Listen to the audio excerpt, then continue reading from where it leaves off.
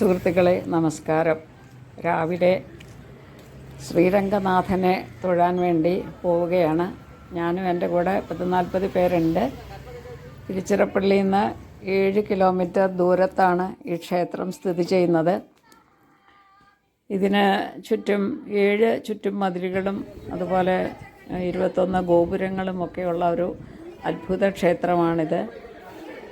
പൂജ നടക്കുന്ന ക്ഷേത്രങ്ങളിൽ ഏറ്റവും വലിയ ക്ഷേത്രമാണിതെന്ന് പറയപ്പെടുന്നുണ്ട്.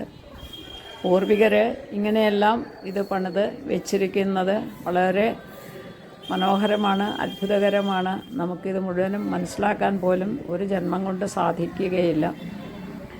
എൻ്റെ ഉള്ളിൽ മുഴങ്ങുന്ന ഒരു പാട്ടുണ്ട്, രംഗപുരവിഹാര.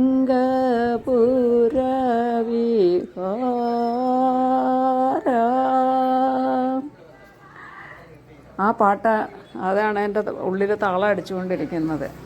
അപ്പോൾ ഇവിടെയുള്ള കാഴ്ചകളൊന്നും മുഴുവൻ കാണാൻ സാധിച്ചില്ലെങ്കിലും ആ ശ്രീരംഗനാഥനെ ഒന്ന് കണ്ട് തൊഴാൻ സാധിക്കുക, അത് മാത്രമാണ് ആഗ്രഹം. അപ്പോൾ അങ്ങനെ നടക്കുന്ന വഴിയിൽ തടഞ്ഞ് വീഴാതെ നോക്കണം. മൊബൈലിൽ കിട്ടുന്നത് പകർത്തണം. രാവിലെ ആയതുകൊണ്ട് എല്ലായിടത്തും വെളിച്ചം നന്നായി ആയിട്ടില്ല. പിന്നെ മൊബൈൽ എടുക്കുന്നതിന് റെസ്ട്രിക്ഷൻസ് ഉണ്ട്. അതെല്ലാം പേടിച്ചിട്ടാണ് ഞാൻ നടക്കുന്നത്. എല്ലാ ഭാഗങ്ങളൊന്നും എൻ്റെ ഈ ചെറിയ മൊബൈലിൽ പകർത്താൻ സാധിക്കില്ല. എന്നാലും ശ്രീരംഗനാഥൻ്റെ ഓർമ്മയ്ക്ക് ആയിട്ട്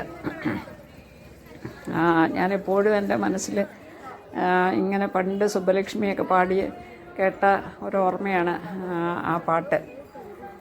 അപ്പോൾ അത് ഉള്ളിലിങ്ങനെ ഭക്തിയോടെ അലയടിച്ച് നിറഞ്ഞുന്നുണ്ട് ഞാൻ ഈ നടക്കുന്ന വഴിയിലൊക്കെ. അപ്പോൾ ശരിയായിട്ട് ഏത് വഴിയിൽ നടന്നാലാണ് ആ ദർശനത്തിൻ്റെ വേണ്ടിയിട്ടുള്ള സ്ഥലത്തേക്ക് എത്തുക എന്നെനിക്കറിയില്ല. തണുപ്പുണ്ട്, ചുമയൊക്കെ വരുന്നുണ്ട്. എന്നാലും ഞാനിങ്ങനെ ആൾക്കൂട്ടത്തിന് പോകുന്ന കണ്ടുകൊണ്ട് ആ വഴി പോവുകയാണ്. കാണുന്ന കാഴ്ചകൾ കുറച്ച് ഭാഗങ്ങളൊക്കെയാണ് ഞാൻ ഇതിനകത്ത് എടുത്തിട്ടുള്ളത്.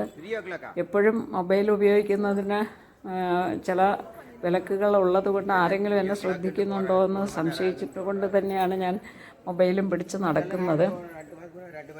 എന്തായാലും ഭഗവാൻ ഇരിക്കുന്നിടത്ത് ഭഗവാനെ കാണാൻ ചെല്ലുന്ന ആ ഒരു മനസ്സോടെയാണ് ഞങ്ങളെല്ലാവരും രാവിലെ നടന്നുകൊണ്ടിരിക്കുന്നത്.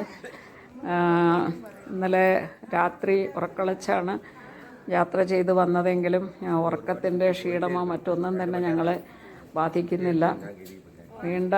നീണ്ട ഇടനാഴികളിലൂടെ അനേകം പേര് പോകുന്നുണ്ട്. അവരുടെ പുറകിലൂടെ ഇങ്ങനെ പോവുകയാണ്. വളരെ ചെറുപ്പത്തിലൊന്ന് ഇവിടെ വന്ന് തൊഴാൻ സാധിച്ചിട്ടുണ്ട്. പിന്നീട് ഞാൻ ഇപ്പോഴാണ് വരുന്നത്. ഇവിടുത്തെ കല്ലിനും മണ്ണിനും ഒക്കെ പുണ്യമുണ്ട് എന്ന് തോന്നും. അതേസമയം പൗരാണികതയും നമുക്കിവിടെ ദർശിക്കാനായിട്ട് സാധിക്കും.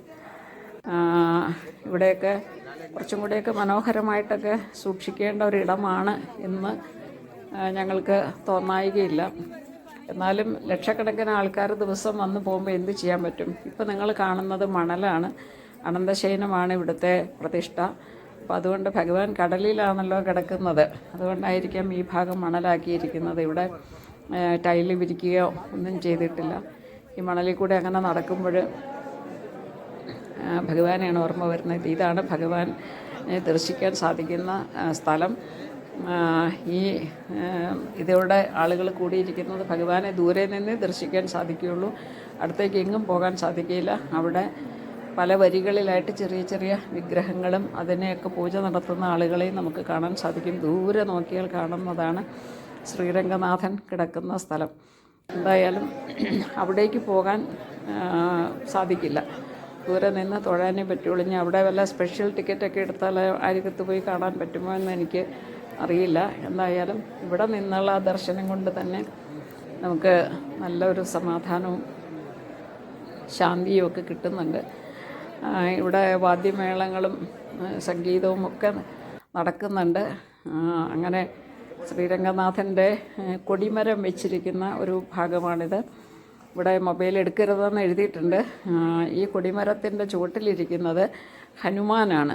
അപ്പോൾ ഒരു പക്ഷേ ശ്രീരംഗനാഥനെ പല ആക്രമണങ്ങളിലും നിന്നും രക്ഷിച്ചത് ഈ ഹനുമാൻ സ്വാമി തന്നെയായിരിക്കാം. മാലിക് കാഫറിൻ്റെ കാലത്ത് ഇവിടെ നിന്ന് ഈ വിഗ്രഹം ഡൽഹിക്ക് കൊണ്ടുപോയതായിട്ട് പറഞ്ഞ് കേൾക്കുന്നുണ്ട്. എന്തായാലും ശ്രീരംഗനാഥൻ അങ്ങനെ മനസ്സിൽ നിറഞ്ഞു നിൽക്കുകയാണ്. ഞങ്ങൾ തിരിഞ്ഞ് നടക്കുകയാണ് ഇപ്പോൾ. അപ്പോൾ എല്ലാവർക്കും ഭഗവാന്റെ അനുഗ്രഹം ഉണ്ടാകട്ടെ എന്ന് പ്രാർത്ഥിക്കുന്നു.